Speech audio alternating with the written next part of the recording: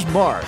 Right, and welcome back. We are here with my good friend Jerry Wallace, who is the CEO of SwimChem, one of Northern California's largest swimming pool service companies. How you doing today, Jerry? Well, it's a pretty good morning. Not great, but pretty good. What? Come on, now you're on the radio with Mark Haney? Yeah, that's the really good part about it. You know, the thing that's keeping it from being great is something you alluded to earlier with Del Oro beating Rockland last night. You weren't too happy about that, huh? No, I aside from my day job, my night job is I'm the Rockland High School softball coach. So I was kind of leaning the other way. Well, Rockland put up a good fight, and it just didn't work out this time, huh? That's the way it goes. Yeah, that's how it happens. So we'll talk a little bit about sports as we go through this because you and I know each other, have known each other a long time.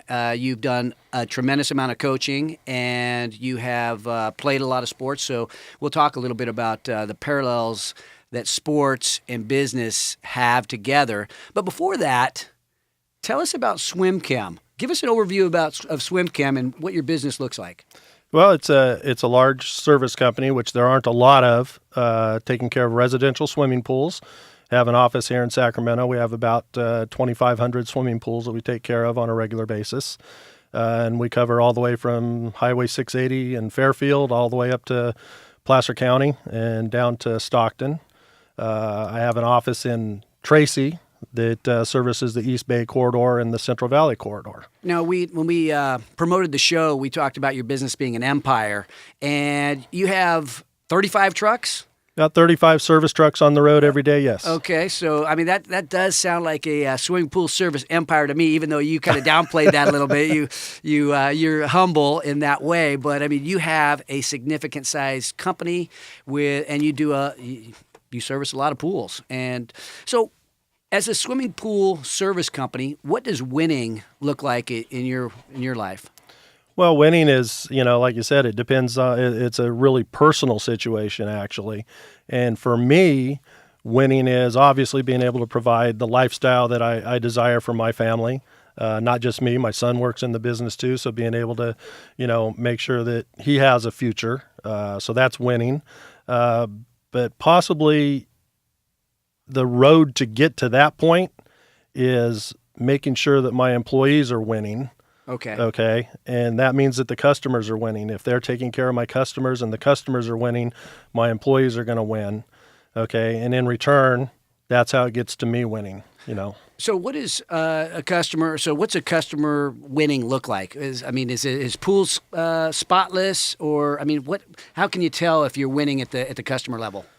Well, I just had a little bit of an email interaction with a customer yesterday, actually, and winning for the customer, in my opinion, is someone who's been satisfied enough to be a customer of ours for 33 years. Wow. So whatever it takes to make that customer stay, within reason, obviously. I mean, it has to be a two-way street, good for the company, good for the customer.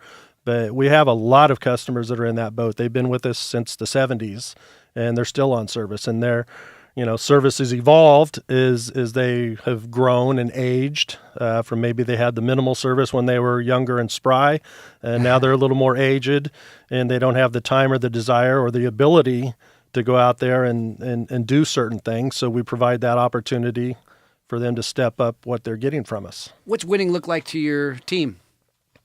Being in a place where they enjoy what they're doing. And being able to, like my dream is to be able to provide for my family, to be able to contribute providing for their family.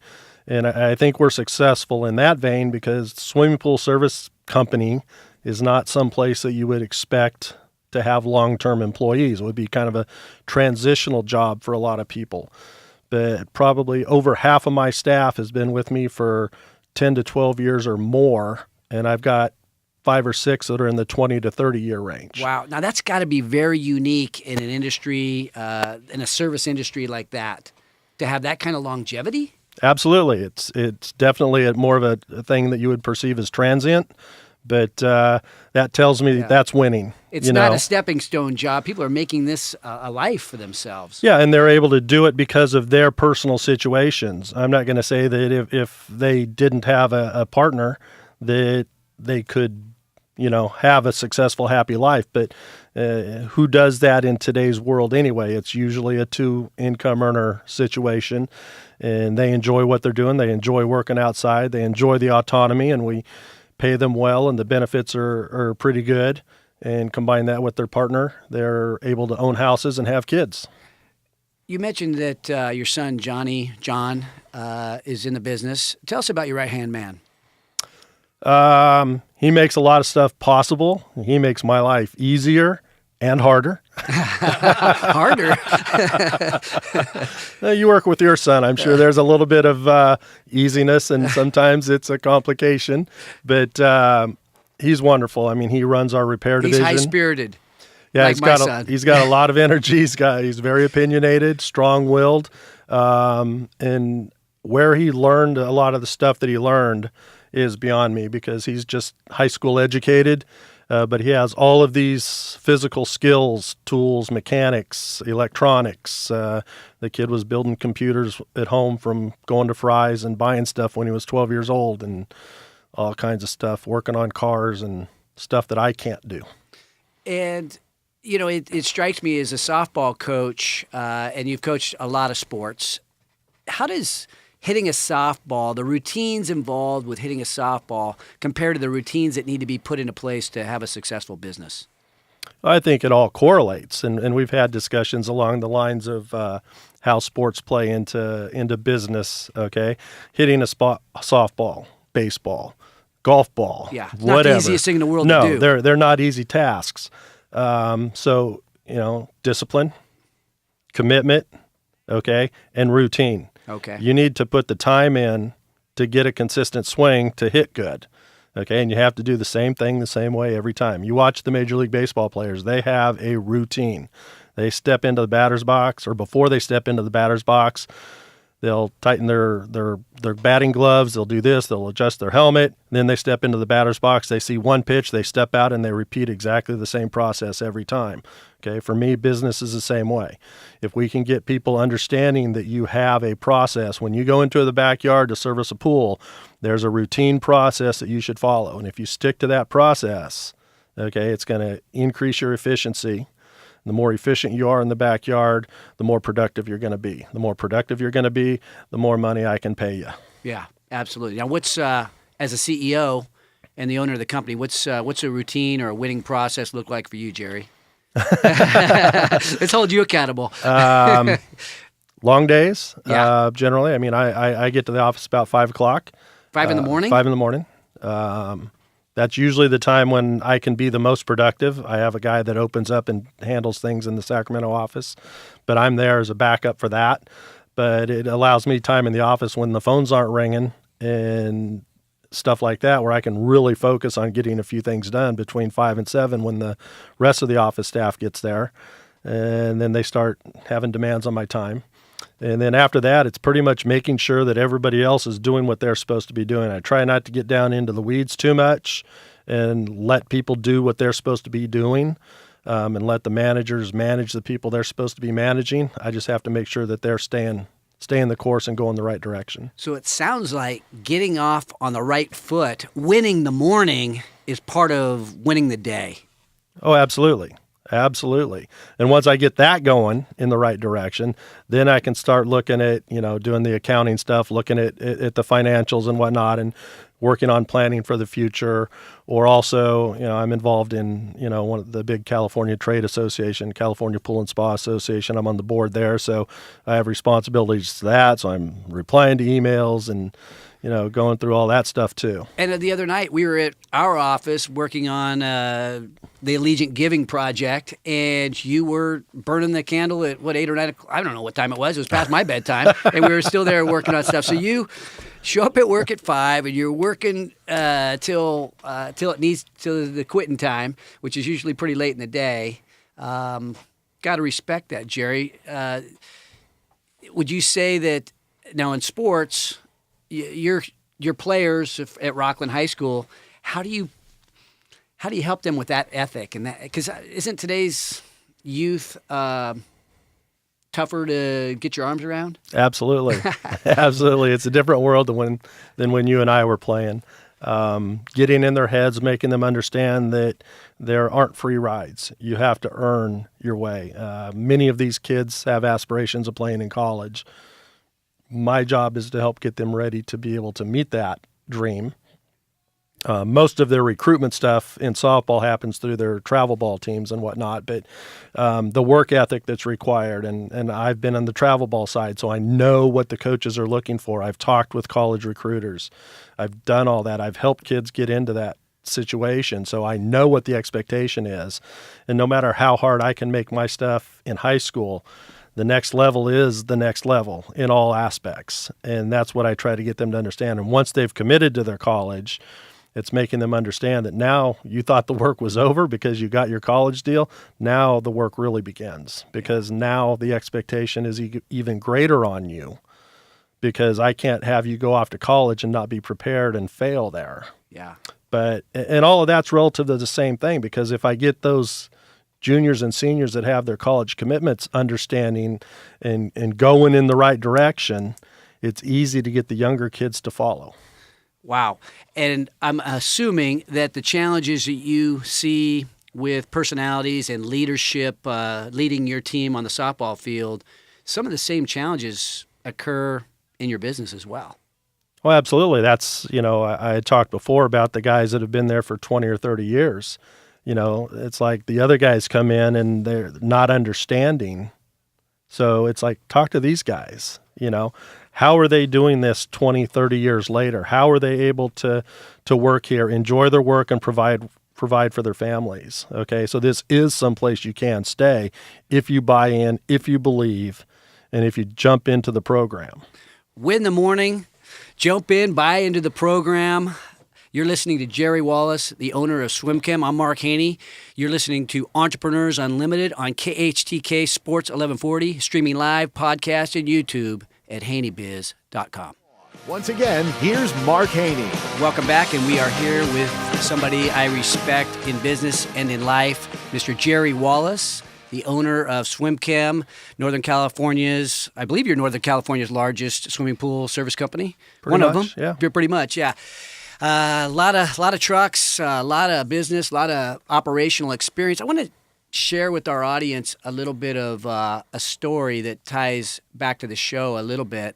And you and I are both involved in the Allegiant Giving project, and you came on board, I think, earlier in the year, right at the first of the year. You're our first partner of the year this year. And so we were having a meeting at the office, and this was right around the time that you were having some eye problems. You had one of your eyes, if I'm not mistaken, you're completely blind in one eye, and then the other eye you had surgery, and you and Tammy were down there at the meeting, and you had just had surgery. You were basically blind, and I just remember it was kind of emotional for me seeing my friend.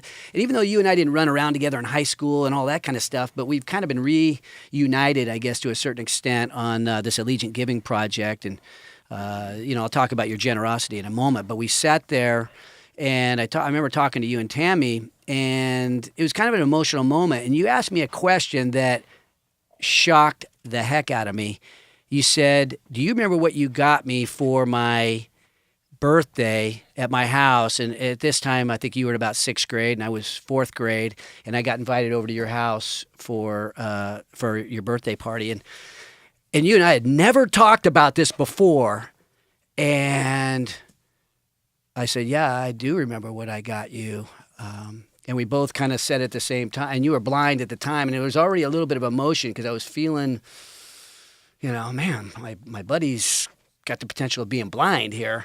And we both knew what I got you, and it was a 45. It was a little record, a 45, and the song was "Stuck in the Middle with You." And the fact that we both knew that, and we've never talked about it in 42 years, and then you asked me that question at that moment, it was chilling at the time, and I think you couldn't see it, but it probably got me a little bit choked up. And, kind of gave Tammy a hug and stuff, because we knew that you were going through a time where you have to battle your eye thing, and it was just ironic that you remembered that and that I remembered that, and we had never talked about it before. So fast forward, or I'll backdate it a little bit. So when my daughter got married, when I gave you that gift, your father, John Wallace, who was also my baseball coach and a guy that was a role model in so many ways, he teased me about that gift. And I remember feeling embarrassed, stuck in the middle of you. What is this, some rock and roll crap or something like that? And I remember, maybe that's why I remember the gift so well, is I was embarrassed that I had got you this 45. I thought, was it an inferior gift? Just a little kid. And it stuck with me that he joked about it. Well, then fast forward to my daughter's wedding, and I remember your dad was kind enough to take my mom to the wedding because she didn't have an escort. And I remember him walking up to the area where we were all meeting, and he was singing that song, Stuck in the Middle with You, or humming it, and stuck in, and I was like, you got to be kidding me. And it's just, it was like chills. It's chills. And you and I shared, that story and that moment. And then I did my first radio show, right? The Uriah Faber show. And this is no lie. And Jerry's dad has passed away a few years back, and he was a mentor and a coach that took us to the, won the state championship in baseball with his dad and his mother, and we were really close. And anyway, so after the show, I don't know if you guys remember, I was kind of nervous during that show, and so after the show, I look at my phone and there's a text from Jerry. Good job, nice show, ! And I was like, wow, thanks, Jerry. I appreciate that. So I turn on my car and I'm driving out of the parking lot of KHDK Studios. And guess what song comes on? Oh, come on. Stuck in the Middle with You. I called Jerry. I was crying. I was just like, Jerry, there's somebody up above looking out for us. So. Yeah, absolutely. Anyway, all right. So where did you get your inspiration for what you do in the community and what you do in business? Because I know where I got some of mine.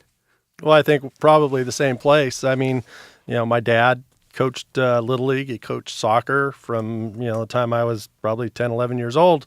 So I played. I had a passion for the sports. Like Mark, I didn't do a lot of college time. I did 2 years. You did more than I did.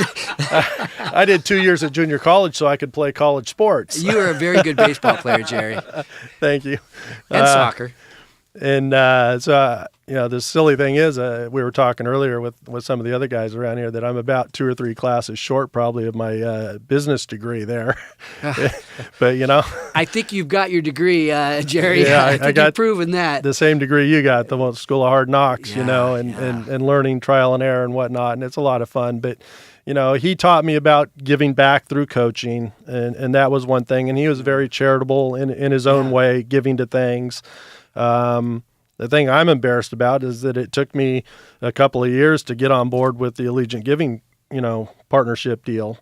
And then we were talking and I got to do this. So you had expressed your desire that, you had a goal for new members for 2015. And so in December, I decided, well, I'm going to wait till January 1st, and then I'm going to be the first new Allegiant partner in 2015. So bright and early on New Year's morning, I'm on the computer, filling out my form and taking care of that business. And you made a generous donation, and you made several other generous donations and put in a lot of effort. But maybe since we're talking about this, I don't know if our audience really understands what the Allegiant Giving is. Can you share with us what the Allegiant Giving is to you? Well, the tagline that we're using right now, in investing in today's heroes and tomorrow's leaders, that kind of, for me, gives you a pretty good picture of where we're going here. We raise funds. We do fundraisers. We help support youth athletic programs and even other programs at high schools and youth sports and whatnot. We also raise money, and we buy these Action Track wheelchairs, which are the coolest things. It's like almost looks like a tank track. So, wounded veterans that are handicapped and can't walk very well on their own, gives them the mobility to hunt, to fish, to do those types of outdoor things that they would otherwise not be able to do because of their handicaps. And the coolest thing was, this fall we had a fundraiser at the Allegiant Giving Center in the parking lot, and We gave an action track chair out to I think he was a Vietnam veteran, actually. I think he was a Seabee. And he was so excited that he was chosen to get one of the chairs because his daughter was going to be getting married and she wanted to have a beach wedding. So this chair was going to allow him to actually walk his wife his girlfriend down the aisle, his daughter down the aisle on her wedding day. Yeah. And otherwise, he would not have been able to do that on a beachfront wedding. Yeah. So it was exciting. Touching, and he received that chair. We had a live band playing. He was actually dancing in the chair. These action track chairs are pretty cool dancing machines for a guy that's lost some limbs, and he was very excited and very pumped up, and it was heartwarming to see that. So Jerry, you give back to the community, you do all these things. What's in the future for you? I know you started a new division at. Well, let me back up a second. I got to say, if you're interested in the Legion Giving Partners, it's a bunch of business guys that have gotten together and said, hey, let's do some good things back for the community. And so Jerry, my companies, Jerry's companies, a handful, I think we have 30 partners, business partner companies. We are the Legion Giving Partners, and we're doing a lot of cool things, as Jerry mentioned. So if you are interested in that, don't hesitate to reach out to me. But as we kind of wrap up this segment, Jerry, can you share with us a little bit about what's on the immediate horizon for Jerry Wallace and SwimChem? Well, you had alluded to something new coming up, and that's something that we're working on. We've been working on for a few months, and we were hoping to be going already with it, but it's probably not going to happen until February when we're able to offer this new service. And obviously, everybody knows California's in a big drought, and there's water issues. Swimming pools periodically need to be drained because of buildup of solids and whatnot in the water. Right now, it's kind of frowned upon to just dump 20,000 gallons of water down the sewer or storm drains. To drain your pool. So there's now a process the process has been around for a long time. It just hasn't been applied to swimming pools.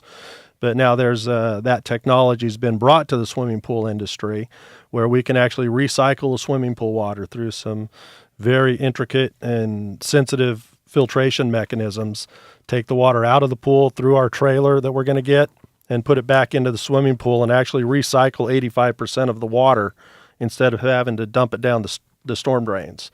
So conservation, we have to be better stewards of our environmental, concerns and natural resources, and I think this is going to be a big deal. Jerry Wallace, giving back to the community, creating a differentiation that is good for our environment. Coming up after the break, we have a special treat. You will meet the energetic Sean Murphy, co-founder and CEO of Switch and Shift, and the author of The Optimistic Workplace, Creating an Environment that Energizes Everyone. You're listening to Entrepreneurs Unlimited on Sports 1140, KHTK, and always streaming live, podcast, and YouTube at HaneyBiz.com. Once again, here's Mark. I have some closing thoughts for today's show. What does winning really look like as an entrepreneur? You can kind of think sports, and you think of like the Golden State Warriors. They've won 20 games in a row, I think it is right now. Right. And, somehow they've been able to string some wins together. You've got Del Oro High School, right, their football program. They've strung several winning seasons together, focusing on practice, focusing on the process, focusing on the pursuit of winning, and not necessarily focusing on the payday. Right, the prize. The prize, yeah. So it's kind of interesting where you see some common threads in people that win.